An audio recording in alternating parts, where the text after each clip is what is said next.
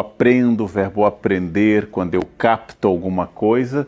To learn, eu entendo, eu aprendo, eu capto, eu ensino, inclusive.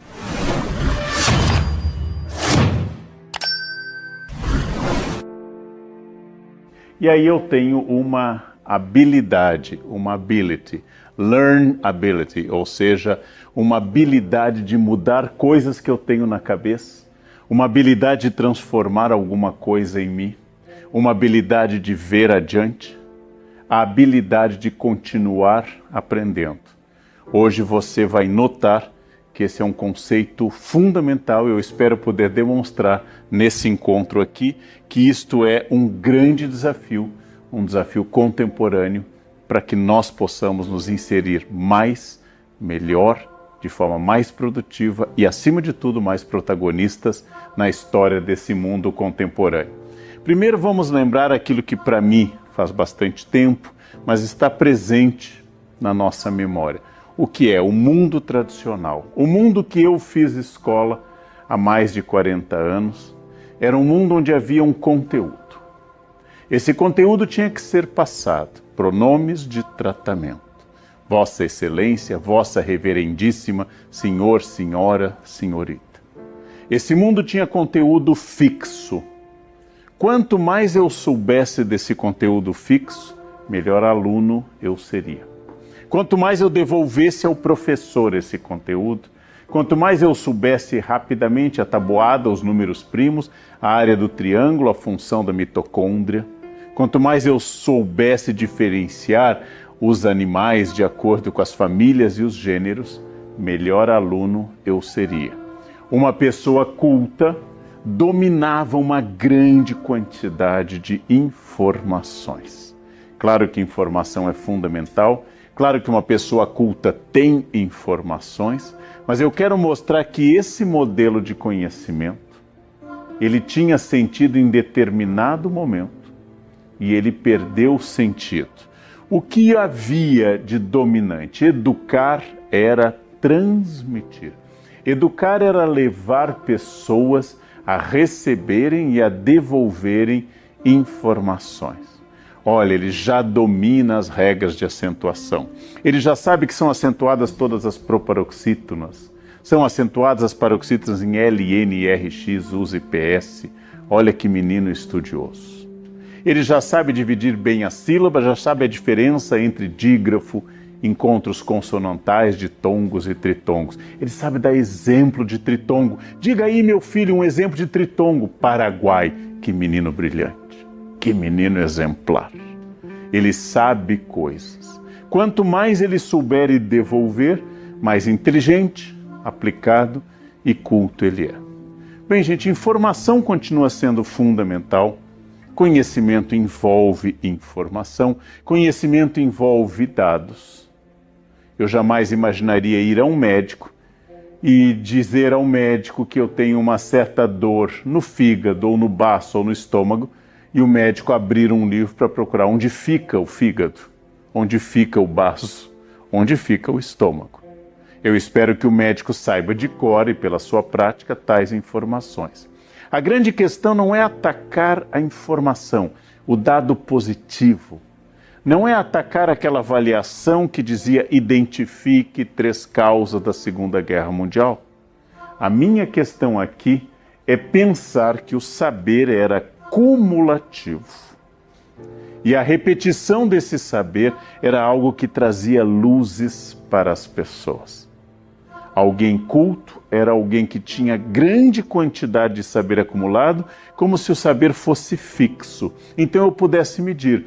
Fulano é muito culto, ele tem um domínio de 80% do saber humano. Fulano é médio culto, tem um domínio de 50%. Fulano é inculto, ele tem 0%. Ou seja, o saber era cumulativo, o saber era uma capacidade que as pessoas tinham de reproduzir. O saber era uma capacidade de traduzir dados para a pergunta formulada. Envolvia os patamares iniciais de todas as coisas. Quanto mais adiantado fosse alguém, quanto mais soubesse, mais teria respostas as perguntas. Como eu faço cálculos complexos? Como eu calculo números imaginários, números fora do padrão? Ora, eu tenho mais saber acumulado que você. Quanto mais eu soubesse, melhor eu era. O que era um aluno mais adiantado? O que era um professor em relação aos alunos? O que era um engenheiro em relação a alguém que fosse um técnico apenas? Era alguém que tinha maior quantidade de informações. Bom, isso continua valendo. Espera-se que no seu campo específico, o músico profissional ou professor de piano saiba mais sobre o teclado, as notas e as regras musicais do que o aluno iniciante. Mas eu quero promover aqui uma reflexão a partir de uma obra de um sociólogo, nascido na Polônia e depois residente quase a vida inteira na Inglaterra, falecido Zygmunt Bauman, que morreu há 4 anos, e Bauman era um homem que falava dessa metáfora de um mundo líquido. As regras foram mudadas. As regras foram mudadas porque a partir de agora nós passamos a pensar em um saber que não tem mais forma definida. A partir de agora nós passamos a pensar em um saber que se transforma a todo instante, mas não apenas na quantidade. Eu não estou dizendo, eu não estou insistindo, eu não estou falando que nós devemos, nesse caso, saber menos. Nós vamos falar de um saber diferente, de uma capacidade de saber diferente. Bauman, apesar de ser uma pessoa que muito tardiamente, só na década final de vida, nos 15 anos finais de vida, aprendeu muito sobre internet e outras coisas, Bauman produziu muito sobre isso. Produziu muito sobre esse mundo de informações, de dados em rede, de vidas em rede, de redes sociais. Produziu muito sobre nossas formas de compartilhar informações. E eu quero trazer à tona 2 palavras, 2 acrósticos, 2 abreviaturas. VUCA surgiu nos Estados Unidos há quase 4 décadas, quando no contexto ainda da Guerra Fria se falava de um mundo que tinha como marca uma complexidade, uma volatilidade, ou seja, uma capacidade de sair dos seus limites, um mundo que era muito complexo, que era incerto, esse U em inglês do incerto, para nós com I. Esse mundo VUCA dominava o final do século XX. Podemos dizer que entre 1985 até o ano passado, a palavra VUCA era muito útil, porque o mundo era muito volátil. O mundo tinha aumentado enormemente a sua capacidade de produzir conhecimento, ele era cada vez mais complexo. Exemplo de mundo VUCA. Alguém que em 1970 abrisse uma loja de produtos eletrônicos precisava ter bons produtos, por preços competitivos, atender bem a seus clientes. Alguém que abrisse essa loja no ano 2000 ia ter que entender da política externa chinesa de exportação de produtos, já que uma parte importante desses produtos teria origem na China. Teria que ter acesso à internet e contato com renovações desses produtos pela internet. Teria que explicar princípios que estão traduzidos originalmente do inglês. O mundo se tornou mais complexo. O mundo se tornou mais difícil de ser captado. Mas no ano passado, alguns americanos acharam que no contexto da pandemia que se acentuou a partir de março, a palavra VUCA tinha deixado de significar algo tão importante. Nós precisávamos de algo ainda dinâmico para falar desse mundo que tinha se fechado, se sentia frágil e tinha se tornado fora de qualquer controle. Então, no Vale do Silício há um debate e dos americanos surge a expressão BUNny, esse B de frágil, Brighton, tem de esse A, esse N e esse I, oscilam em torno de um conceito de um mundo não linear, incompreensível. Ou seja, não é mais apenas, vejam a diferença entre um mundo complexo para um mundo incompreensível. Não há ninguém que domine todas as variáveis. O mundo é marcado pela ambiguidade, pela fragilidade. Por que a fragilidade contida na letra B? Porque um vírus, invisível ao olho nu, um vírus em plena era da tecnologia e de medicina avançadíssima, simplesmente faz o mundo fechar. E não o terceiro mundo, e não a origem do vírus asiático, mas o mundo fechar. Todos os países tiveram formas de limitação de circulação, tiveram suas interferências econômicas e políticas. O mundo é frágil. O mundo tem uma marca de ambiguidade não linear, mas o mundo é incompreensível. Então, de fato, não existem mais aqueles grandes sistemas que marcavam, por exemplo, a primeira modernidade. A primeira modernidade convivia com grandes sistemas explicativos, grandes teorias explicativas, que hoje não parecem ter mais muito sentido. Aquela ideia de um professor que pegava suas anotações de faculdade e orientava toda a sua vida na graduação ou no ensino médio, dando aquele conteúdo, o mesmo conteúdo que ele aprendeu, não tem mais sentido. Houve uma aceleração da tecnologia, nós estamos produzindo tecnologia desde a pré-história. O machado de pedra é uma tecnologia. O machado de bronze é um avanço tecnológico. O machado de ferro é ainda mais resistente, é um avanço tecnológico sobre os machados anteriores. Uma metralhadora, no seu objetivo militar, é um avanço tecnológico, ainda que cause mais mortes, ou exatamente por isso.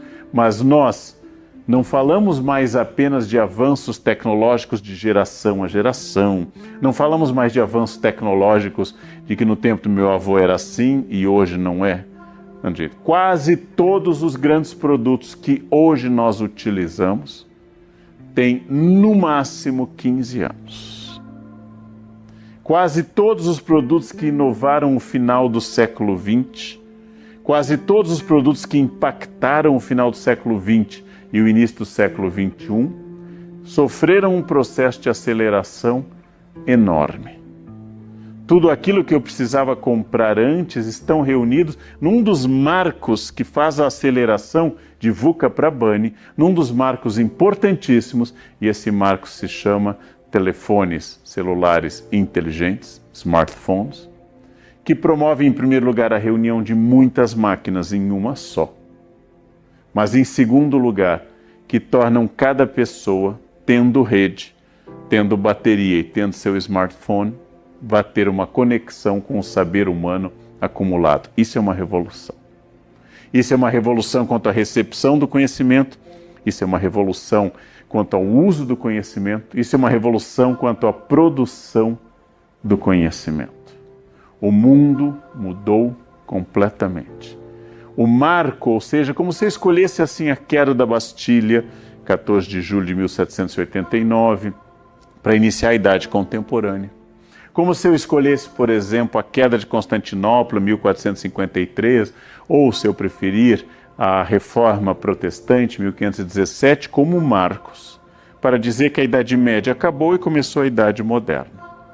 Se eu tivesse que escolher um marco do mundo BANI, eu tenho dois fatos. Um tecnológico, e que é anterior à própria sigla, alguns anos anterior, que é o surgimento de smartphones.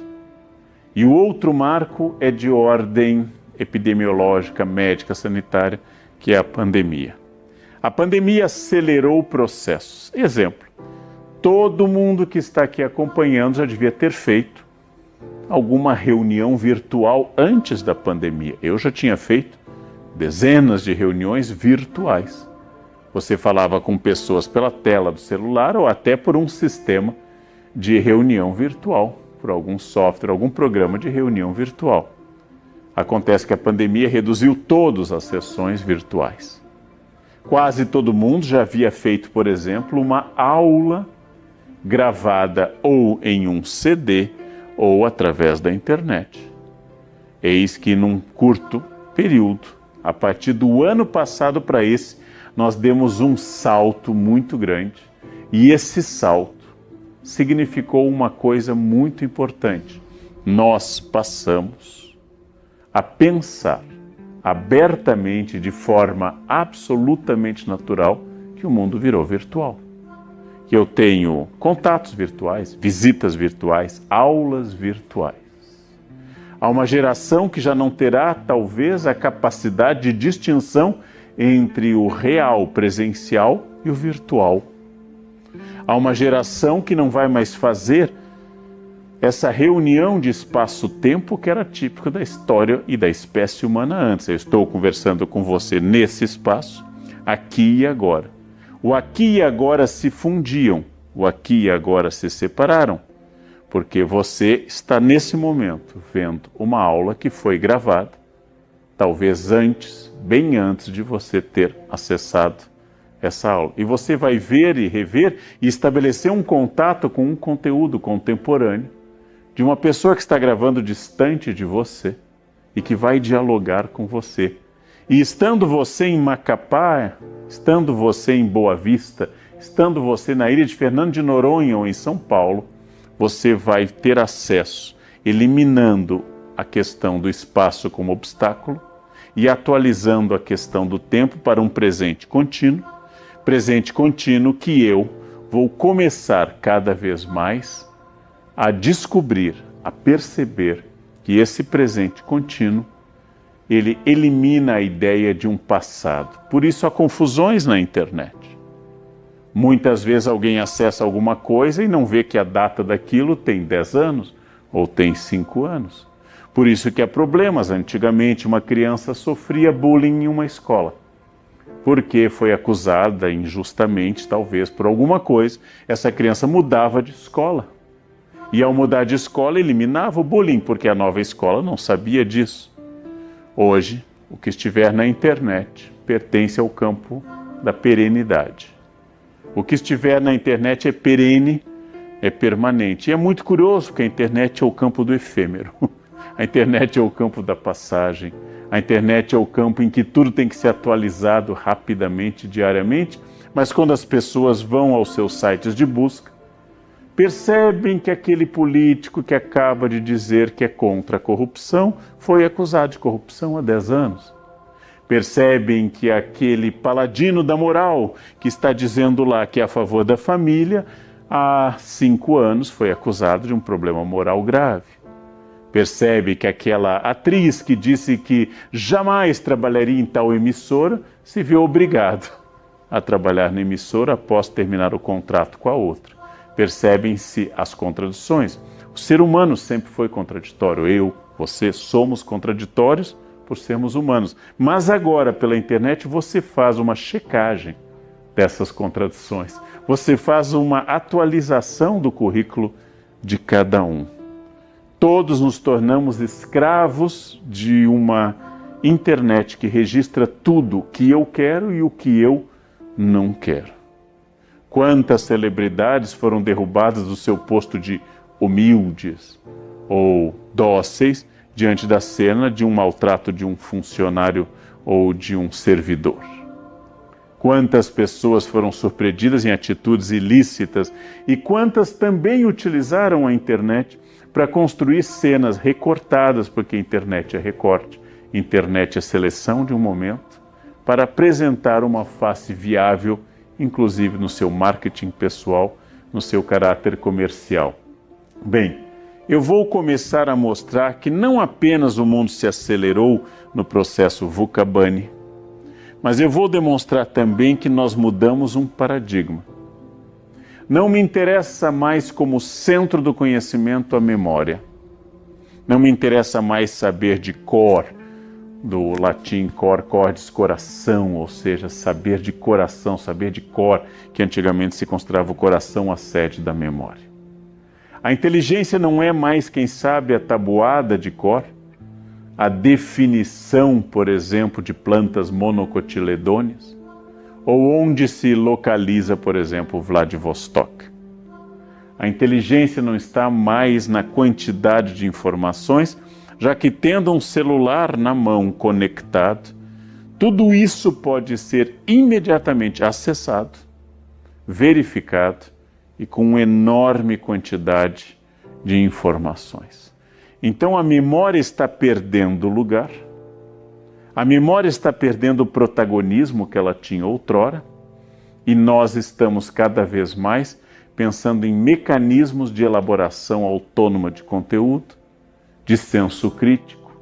Mudou o paradigma para criação, mudou o paradigma para autonomia e criatividade. Mudou o paradigma de mercado para uma questão, um produto, que talvez a gente não tenha muita consciência direta. O principal produto hoje é sua capacidade de capilarização do seu site, do seu blog, da sua página de rede social. Então, se antes valorizava alguém que tivesse feito 2 faculdades ou 3, um mestrado e um doutorado, tivesse 4 livros publicados, hoje entra em cena um outro valor agregado de mercado, um outro valor agregado de produto, que é fulano tem 5 milhões de seguidores. E se eu quero contratar alguém, eu contrato alguém também pelo argumento da capilarização, da atomização da sua mensagem. É muito interessante que eu, que tenho mais idade, era apresentado em 1995, 97, 2000, pelo título maior, pelo número de livros, pelas instituições que eu estudei. Hoje, dominantemente, me apresentam como um influenciador de redes. Uma pessoa que tem muitos seguidores, milhões de seguidores. Logo, a minha capacidade também é dada pelo público. A minha capacidade não é referendada pelas instituições pelas quais eu passei, pelas editoras que aceitaram publicar livros meus, pelas línguas que eu possa dominar, mas por quantas pessoas me acessaram, por esse dado fluido, mas muito importante, comercialmente, de quantas pessoas me seguem.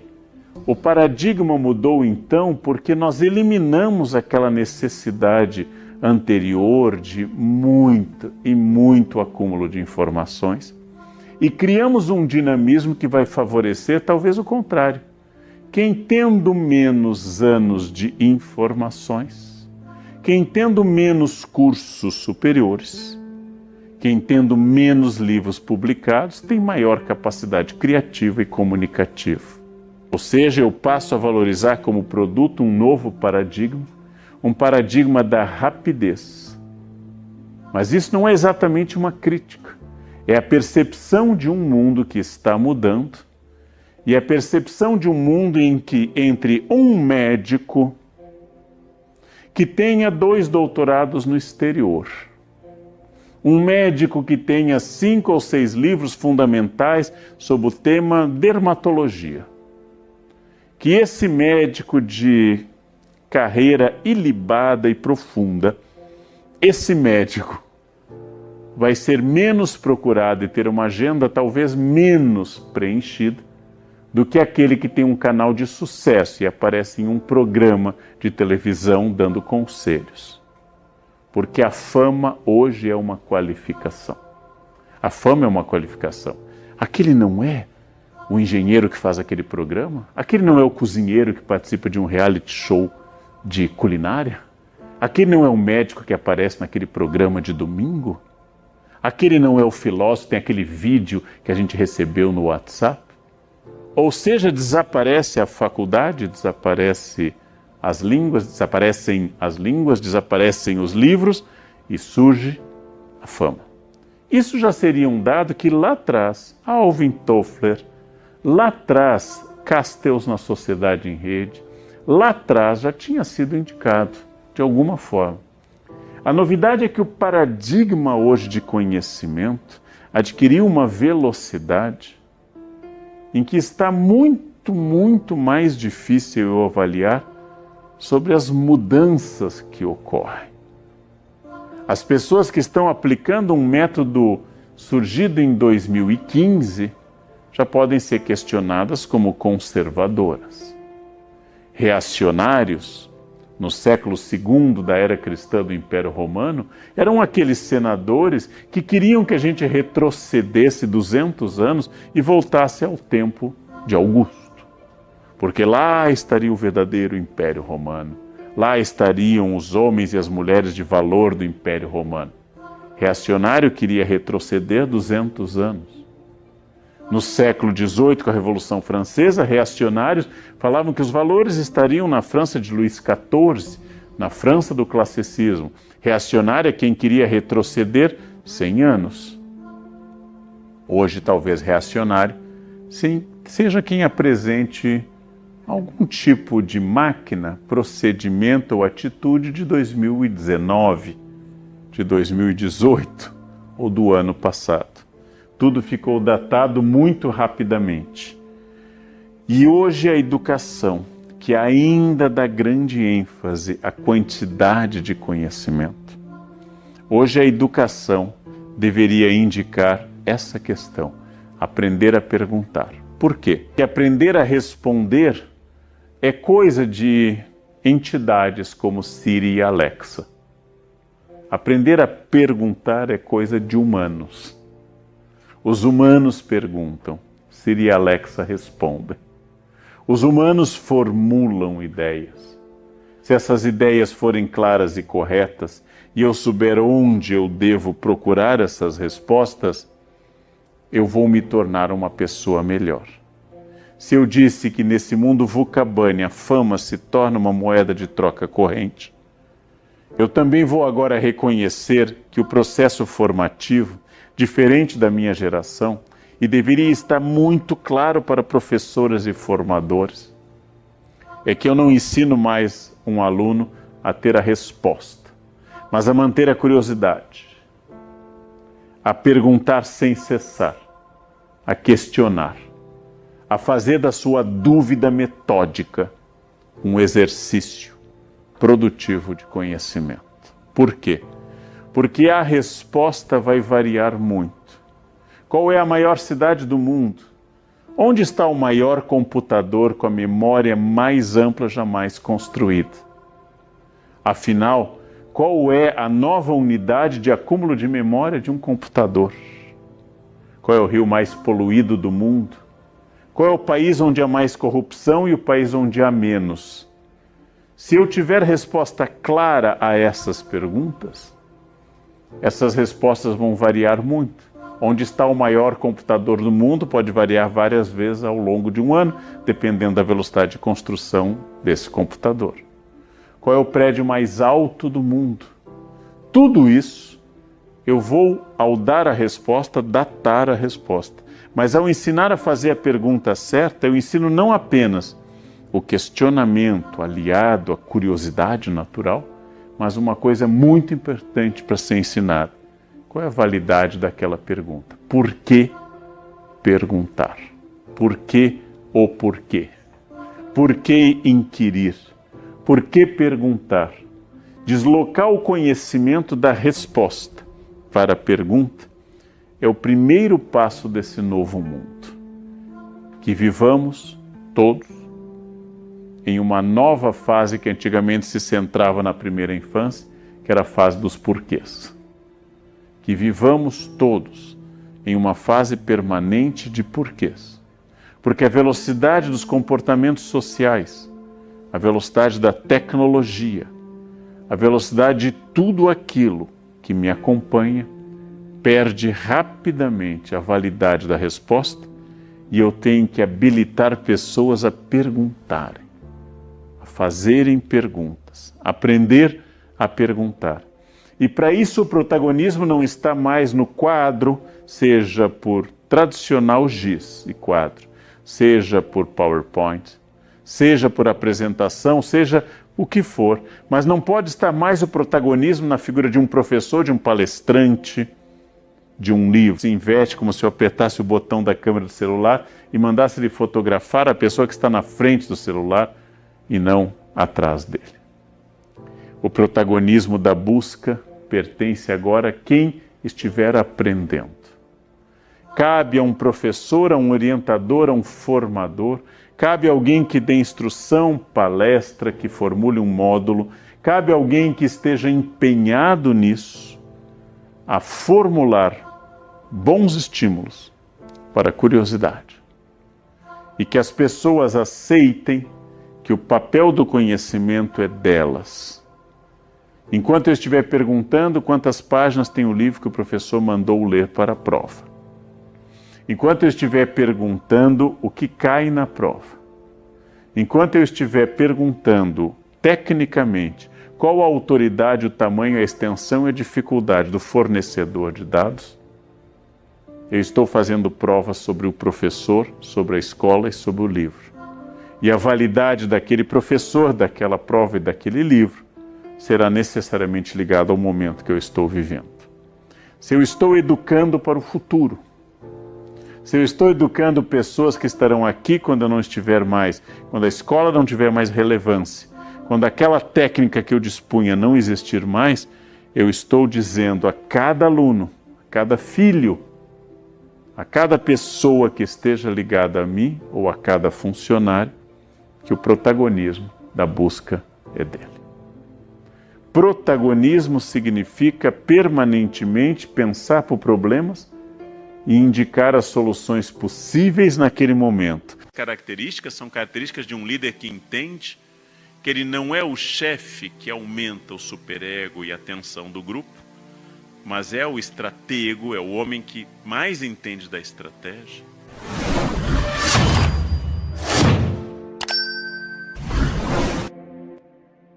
Nos animais vegetarianos, as pessoas são felizes com bacon, com gordura e com fritura.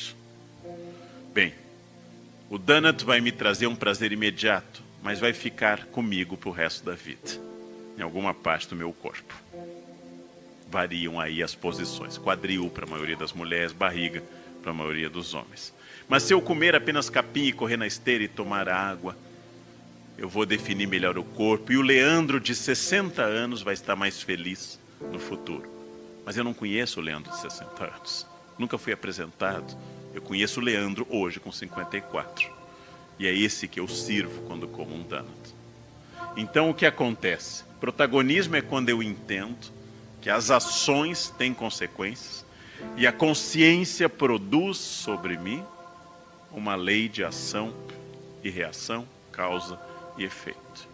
Protagonismo é quando eu entendo, gente, que eu saberei falar inglês quando estudar, e não por causa de jeito, talento ou vocação. Que eu terei dinheiro quando eu guardar e investir. Que meu corpo será bom quando eu der a esse corpo o treinamento e a alimentação necessários. Que eu serei a pessoa que corresponde nesse protagonismo à capacidade exata de agir e saber o que eu quero. Pessoas que tenham metas imediatas e de médio prazo. Pessoas que estejam pensando o mês de agosto. Pessoas que estejam pensando o fim do segundo semestre. Pessoas que estejam pensando 2027. Porque todo protagonista tem em mira também as metas que vão ter que ser adaptadas de médio e longo prazo. Isso é fundamental para qualquer ação humana e para qualquer ação profissional e pessoal. Onde eu quero chegar e com quem.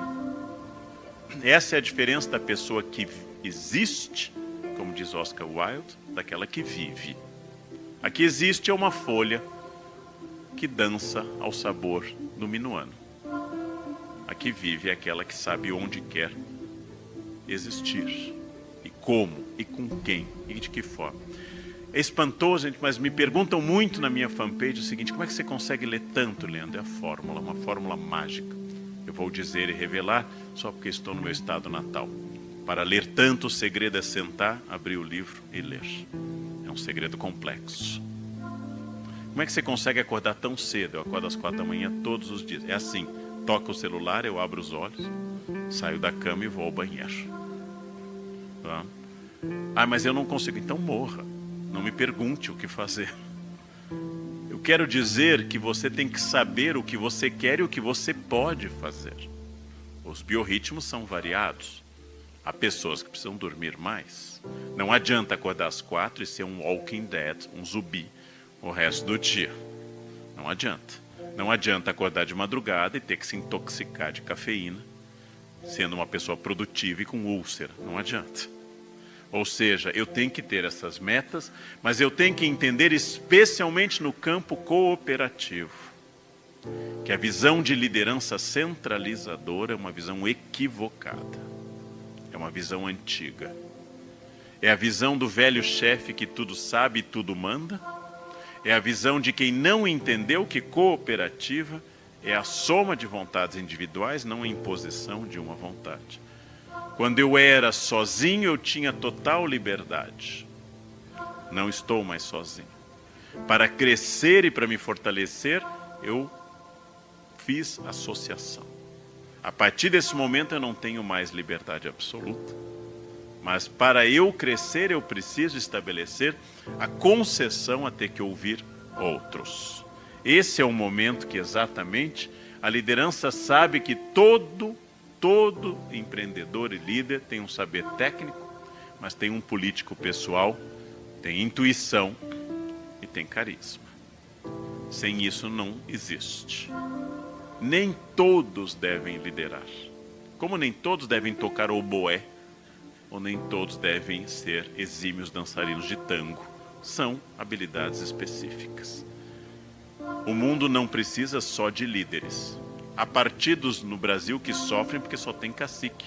Não tem um índio no partido. Só tem cacique. Não vou exemplificar. Mas há partidos que só. Todos são candidatos a presidente, desde que se filiam até o fim da carreira.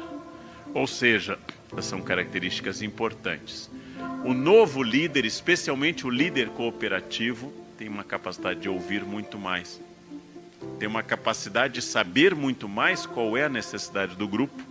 E numa economia globalizada diferente dos nossos avós, ele entende que a abertura para a China vai afetar o produtor pequeno e rural. Ele entende que seu pequeno negócio, num pequeno município gaúcho, vai ser afetado pelo Mercosul. Ao contrário do passado, que era possível viver, crescer e morrer sem conhecimento do mundo. Ao contrário de uma outra época que meu pai fez parte, ao se formar em Direito na URGS em 1959. E ao encerrar seu escritório 52 anos depois. Não ter feito nada a não ser aquele curso, sua máquina Remington, muito empenho profissional e nenhuma atualização, nenhuma nova máquina, inclusive com os móveis. Que ele abriu o escritório e ele fechou. Nunca ele usou a palavra design, nunca pensou em medidas estratégicas. Sua virtude de advogado em São Leopoldo era ser antigo, confiável. Seus cabelos brancos eram sua credencial. Este mundo não existe mais. Esse mundo passou. Essa é a regra do parquinho agora. Não gostou, pega a bola e se retira. O parquinho não admite mais alguém que possa fazer isso. O parquinho exige hoje atualização constante, muito dinamismo, e a situação muda muito rapidamente. Tudo isso mudou. É preciso olhar além do horizonte ou eu não sobreviverei. Não se trata de uma característica, não se trata de um desejo, trata-se de uma estratégia de sobrevivência. Empresas que estarão abertas em 10 anos estão pensando 2027 agora, nesse momento. Ou não chegarão lá. Ou têm menos chances matemáticas de chegar lá. Existe uma mentalidade que a gente pode chamar de mentalidade de almoxarifado, que é aquela que tira uma lata e vê que está faltando uma lata e recoloca. Mentalidade estratégica de quem consegue pensar quem distribui essas latas. O que forra essas latas? Que é o mercado produtor desse metal? Quem produz os rótulos? Qual a estratégia e a logística de distribuição dessas latas? A embalagem de vidro seria mais cara, mais barata, mais higiênica por ser reciclável? A empresa agregaria valor se fizesse um discurso ecológico a favor da embalagem totalmente reciclável e abrisse mão das outras embalagens? Essa é uma mentalidade estratégica. Essa é uma mentalidade disruptiva. Como diz Nizanguanais, mirar sempre em Alexandre o Grande, nunca o Médio. Porque se você mirar em Alexandre o Médio, você será o pequeno. Se você mirar em Alexandre o Grande, a chance de você ser médio aumenta. Se você disser à sua funcionária em casa, faça uma limpeza perfeita, provavelmente a limpeza será apenas boa. Se disser, faça uma limpeza média, ela será um horror. Faça de qualquer jeito e ela não fará. Então, altas expectativas, altos projetos, altas demandas, para que eu possa realizar próximo disso. Essa é uma característica para superar o que é o maior inimigo de todo processo de liderança e empreendimento, que é o determinismo. A ideia de que as coisas acontecem automaticamente. Eu, por exemplo, odeio a palavra energia, que eu ouço muito. Vou com alunas ricas de São Paulo pelo mundo, estamos no Butão, elas entram no hotel, esse hotel tem uma energia boa. Não, ele é caro, custa $1.000 a diária. Esse hotel tem luxo, tem toalha de 1.000 fios, tem lençol egípcio de 1.500 fios, não é energia. Essa pessoa é chata, né? Tem uma energia baixa. Não, ela é desagradável, não é a energia dela, é que ela é insuportável mesmo. Não tem nada a ver, energia elétrica, atômica, magnética. Não existe possibilidade de eu explicar alguma coisa por pensamento mágico. Ah, Leandro, você fala bem. Sabe o que é, né? Aquário, é ar. Quem é de ar fala bem. Que secretária organizada, ela é de Virgem. Virgem tem obsessão pela ordem. Que chefe autoritário. Áries, Ariano é um cão chupando manga. É uma coisa. Pensamento mágico não leva a lugar nenhum. Pensamento mágico é um obstáculo ao sucesso. O outro obstáculo é a vaidade. Sabe o que é vaidade? Os que estão pensando, será que ele vai falar do meu signo? Será que ele não falou do meu signo? Isso é vaidade, é outra coisa que atrapalha bastante. Um homem autônomo é o que entende que a vida é um diálogo entre seu desejo soberano e a realidade do mundo, que nem sempre cede a esse desejo. Eu não sou aquilo que eu desejo sempre. Eu tomo uma decisão, tomo a decisão de vir para o Rio Grande do Sul e embarcar no primeiro voo do Rio de Janeiro onde eu estava. Tomo a decisão de ficar num hotel ao lado do aeroporto para facilitar. Tomo a decisão de estar no aeroporto 1 hora antes para não haver problema com a agenda profissional. E São Pedro, padroeiro dessa província, decide dar um tom impressionista ao Salgado Filho e joga uma neblina generosa, atrasando o voo em 1 hora. Ou seja, eu não controlo tudo. Eu não sou alguém onipotente. Porém, eu posso sempre tentar reagir a isso, sem pensamento mágico, mas com ação. E o primeiro passo é parar de interpretar trabalho como castigo. Eu venho dizendo isso há muitos anos. Empreguinho é aquilo que eu tenho para conseguir algum dinheiro e sobreviver. Todos aqui já tiveram ou têm um empreguinho. Trabalho é aquilo que me torna socialmente inserido e produtivo, útil ao grupo e com algo para fazer também. Trabalho é mais do que emprego. Emprego é uma fase da vida. Trabalho é uma inserção social. Como eu disse uma vez num café filosófico, reproduzindo a frase de um colega meu, que tentou definir quando eu estava muito cansado numa época coordenando após na Unicamp, ele disse, olha, todo mundo enche o saco. Família enche o saco. Bom, todo mundo enche o saco. Até amigos enchem o saco. Patrão enche o saco e paga. Patrão é bom. Isso mudou a minha vida. Todo mundo me enche o saco e tira meu dinheiro. Aliás, todo mundo ao meu redor tira o meu dinheiro. Só tem um ser que me perturba e me paga, é o meu reitor. Eu passei a gostar mais dele, eu abraço feliz. Passei a gostar mais dele. Trabalho é uma coisa fundamental, nada mais insuportável que alguém desocupado, que vai encontrar problemas em tudo. Eu posso estar cansado, eu não posso estar derrotado. E para esse sucesso no trabalho, como hoje nós sabemos de forma muito mais clara, é fundamental a ética, especialmente no campo da cooperativa, onde o patrão é diluído no grupo. Havia pessoas poderosíssimas nesse país, com poder de fogo gigantesco, capacidade de subornar o Brasil e os países vizinhos. Hoje, gozam da hospitalidade de Curitiba. É muito importante pensar que um projeto não baseado em ética é um projeto destinado ao fracasso. Porque, como diria Lincoln, você pode enganar algumas pessoas durante algum tempo, muitas durante muito tempo. Mas você não pode enganar todas durante todo o tempo. Um filósofo, Etienne de La Boétie, dá a pista por que isso acontece. Porque as pessoas éticas, as pessoas de caráter, elas têm amigos. Os canalhas têm cúmplices. E o cúmplice faz delação premiada. O castigo do canalha é o cúmplice. O prêmio do ético é o amigo.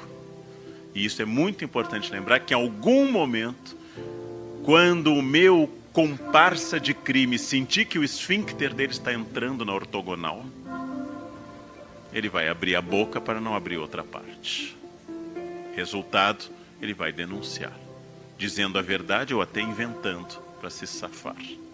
Então é isso, pensem, prática. Houve um homem, vou usar uma história fictícia, recomendo assim meu advogado, houve um homem empreiteiro num país fictício, que era multi-arc mega blaster milionário, tinha um poder de suborno nacional e internacional. Este homem se orgulhava de fazer aquilo, o pai e o avô se orgulhavam de fazer aquilo há mais tempo do que ele. Este homem, de um país imaginário, Cazaquistão, foi preso. Pequena lição. Se um homem com esse poder de fogo e com esse advogado está preso, imagina você, com a sua renda, onde você vai parar, se for pego.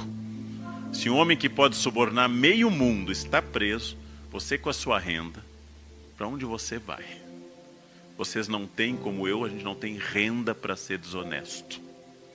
A gente não tem renda para ser desonesto. É preciso mais renda do que isso para ser desonesto. Então, para o controle de qualquer atividade humana, além da ética, eu preciso controlar o tempo, e para isso eu preciso prestar atenção naqueles vícios destruidores de tempo, o único benefício que não pode ser reposto. Primeiro deles, vícios de redes sociais. Perder tempo e ficar olhando o tempo todo, postando fotos a todo instante, indo ao quilo, fotografando a comida no quilo e acrescentando o símbolo do potássio. KKKKK. Estou no quilo. KKKKK. Potássio, potássio. O tempo todo. Vai à praia de magistério, fotografa, volta e publica. Não são coisas que eu devo publicar. Devo guardar essa experiência para mim.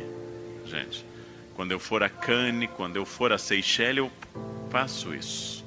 As outras eu guardo no íntimo do meu coração como um acidente do percurso.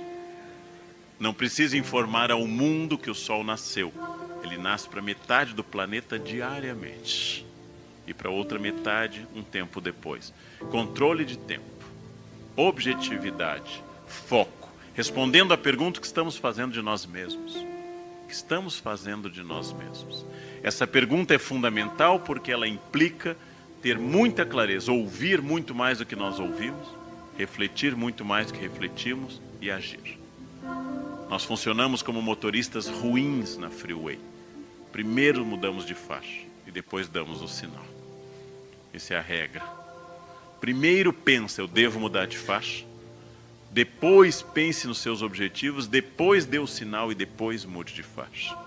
Isso vale para qualquer coisa na vida. Liderança estratégica.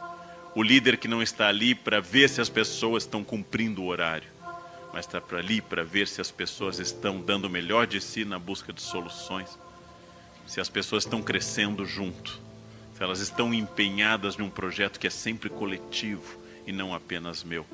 Se a minha cooperativa, eu passo essa noção clara, ela é uma arca. Como arca tem toda espécie de bicho. Tem leão, tem girafa, tem vaca, tem cobra. Mas se um cupim furar o chão da arca, todos afundam. Se eu estou transmitindo essa ideia, que as escolhas são livres a todo instante e as consequências são obrigatórias. Posso comer o que eu quiser. Posso adotar vícios, álcool, drogas, Netflix, o que eu quiser. Mas as consequências elas vão surgir. Posso fazer o que eu quiser porque tenho arbítrio, mas não controlo os efeitos disso. E para provocar essa disrupção, para provocar isso, eu tenho que lembrar que o cérebro humano é inclinado à repetição. Que as pessoas fazem do jeito que elas sempre fizeram. Que as pessoas trabalham com a repetição. Olhando para minha avó, que ao cortar o pepino, por alguma questão, não sei de onde vem, ela pega a ponta e esfrega, pega a outra ponta e esfrega. E eu perguntei, vó, por que você faz isso? Porque o pepino é venenoso, tem que tirar o veneno. Bem, vó, se o pepino fosse venenoso, não haveria veneno só numa parte. Não há planta semi-venenosa ou parcialmente venenosa. Quando ela é venenosa, ela é inteiramente venenosa. Ela concordou comigo e continuou tirando o veneno. Não conformado, numa época eu era mais pedagógico, eu servi saladas a ela sem tirar o veneno. E depois que ela comeu e passou bem e estava feliz, você comeu sem te haver, não faz efeito nenhum. É verdade. E continuou tirando o veneno. E morreu tirando o veneno. E como nunca foi envenenada, ela morreu com a certeza que ela chegou à idade que chegou porque tirou o veneno constantemente. A minha empregada me garantia que leite com manga mata. E eu disse, isso é bobagem. Comi na frente dela uma manga e tomei leite. E ela disse, o senhor é neto de alemães, não funciona. Ou seja, não adianta. O cérebro humano adora a repetição e a fantasia. O cérebro humano adora memórias que estabeleçam essa conexão. O cérebro humano gosta de encontrar o que deixou, porque causa menos gasto de energia. A casa é mais segura que a rua, tem menos gasto de energia. Eu vou enfrentar menos coisas. Porém, o mundo inteiro está sempre em transformação, gente, sempre, sem exceção. Tudo está em transformação. Permanentemente, eu tenho que pensar que eu tenho, usando a imagem do pensador de Rodin, o que eu faço para mudar essas coisas? O que eu faço para provocar essa ruptura? O que eu faço para controlar? E a partir daí, usando a imagem de Bob Carlyle, o Self-Made Man, eu vou agir em busca dessa melhoria. Agir em busca dessa transformação. No início do ano eu reúno meus pós-graduandos, os novos, estabelecemos estratégias de estudos para o ano. Primeira semana de janeiro, pego um aluno novo e digo, bom, o seu foco de pesquisa implica você estudar francês. Isso professor, é verdade. Logo depois do carnaval eu vou começar um curso. Estamos em janeiro, o carnaval foi no fim de fevereiro esse ano. Eu perguntei, você vai desfilar em alguma escola? Você é rei Momo, convidado? Se vocês o conhecessem, entenderiam o porquê da pergunta. Você é rei Momo em alguma... Não, então começa hoje à tarde. Não há possibilidade de mudança se eu disser que a partir de 2018 eu vou guardar dinheiro todo mês. Em 2018 eu vou voltar a estudar línguas, eu tenho que resolver isso. Em 2018 eu vou ser menos irritado no trânsito. Não, não se enganem, não percam tempo se enganando. A mudança tem que começar hoje na hora do almoço, ou ela não existirá. Senhor de si supera o determinismo, como eu disse antes. Senhor de si sai do controle externo. Senhor de si entende que eu uso o outro. No Brasil não dá certo. O Rio Grande do Sul está quebrado. Minha família tem isso. Eu só uso o outro quando eu quero ser preguiçoso. Eu só uso o outro quando eu quero impedir o esforço. O custo de todo o processo é o esforço. E eu digo sempre uma coisa dura e tenho repetido no jornal, na televisão, e insisto nela sempre. Talvez por ser descendente de imigrantes. Quando alguém me diz que eu tenho jeito ou talento, eu levei um tempo para entender que jeito e talento é um nome que o vagabundo dá ao esforço que ele não faz. Quando o vagabundo não faz o esforço, você tem muito jeito para isso. Meu jeito é forte, e ele começa às 4 da manhã. E vai até meia-noite. É um jeito forte. Nós precisamos pensar que toda escolha implica perda. Eu não posso ser casado e solteiro ao mesmo tempo. Eu não posso gastar e ter dinheiro. Eu não posso não estudar e saber. É infantil querer desse jeito. Para eu ter algo, eu tenho que perder outra coisa. Todo homem que aqui está casado com uma mulher teve que renunciar a 3,5 bilhões de outras mulheres. Todo homem que casou com a sua esposa teve que comunicar indiretamente a Gisele Bündchen, nossa conterrânea, não vai rolar mais, eu achei a minha, siga seu caminho, fica lá nos Estados Unidos. Toda mulher que casou aqui abandonou o Brad Pitt e optou pelo seu marido. Não pensem muito nisso, não deprime, mas toda escolha implica perda. Toda escolha implica perda. Toda escolha significa que um problema humano tem solução humana. Só não tem controle o que não é humano controlar, como a morte. Eu não vou controlar a morte. Mas eu me cuido. Vai ser um cadáver bem cuidado. Eu malho todos os dias, vai ser definido no caixão. Todo mundo vai elogiar. Olha, nem parece morto. Eu passo hidratando um cadáver úmido, hidratado, pele bonita. Uma morte sentida por todos. Quem se cuidar muito vai morrer. Quem não se cuidar, vai morrer também. Isso eu não posso controlar. Eu não tenho controle sobre tudo, mas eu tenho controle sobre muita coisa e gestão de mudança, especialmente cooperativa, é permanente. Se querem uma metáfora, eu acabei de escrever isso num artigo. Gestão de mudança é banho. Tomou hoje, amanhã, de novo. Mas essa semana eu já fiz bastante, vai feder. Parou, fede. Gestão de mudança é banho. Gestão de mudança é venceu hoje o leão, amanhã de novo. Cansou, sai do parquinho. Essa é a regra. Para vocês terem uma ideia, as empresas ora implicadas todas na Lava Jato têm um código de ética. E, pasmem, senhoras e senhores, 2 delas, inclusive, têm um código de ética de minha autoria. Que me encomendaram e eu fiz. E lançaram uma semana de compliance. E com vinho branco mediano e canapés, o presidente falou, eu falei, mostramos o código, bateram palmas, botaram na gaveta e pronto. Lançou um código de ética, perfeito. Semana que vem, nova palestra. Daqui a 15 dias, prêmio a quem está cumprindo o código de ética. Em 6 meses, avaliação e demissão de quem não cumpriu o código de ética. Avaliação. Assim eu vou criando uma empresa ética. A fantasia funciona como se eu dissesse a meu filho de 5 anos: é importante escovar os dentes todos os dias, mas eu nunca mais vou dizer isso para você. Seríamos todos banguelas. É preciso dizer 4 vezes ao dia e verificar. Escovou mesmo, faz bafinho para eu ver se escovou. E durante 10, 12 anos, repetidos diariamente, escovou os dentes, até que uma broaquinha se aproxime dele e diga que ele tem mau hálito. Então aquilo que ele não me ouviu por 12 anos, ele vai passar a escovar todos os dias. É assim que funciona. É assim que funciona. Mudança, ação. Quero insistir nesse ponto. Mudança, ação. Ação leva a mudança. Não fantasia. E não pensamento positivo. Uma grande fantasia infantil. Façam o seguinte. Fiquem em casa fazendo pensamento positivo 6 meses, bem fechados, mas bem positivo. Cerquem-se de cristais, acendam incenso, façam mantras, eu vou dar certo, eu vou dar certo, eu vou dar certo. Avaliem o resultado depois de 6 meses.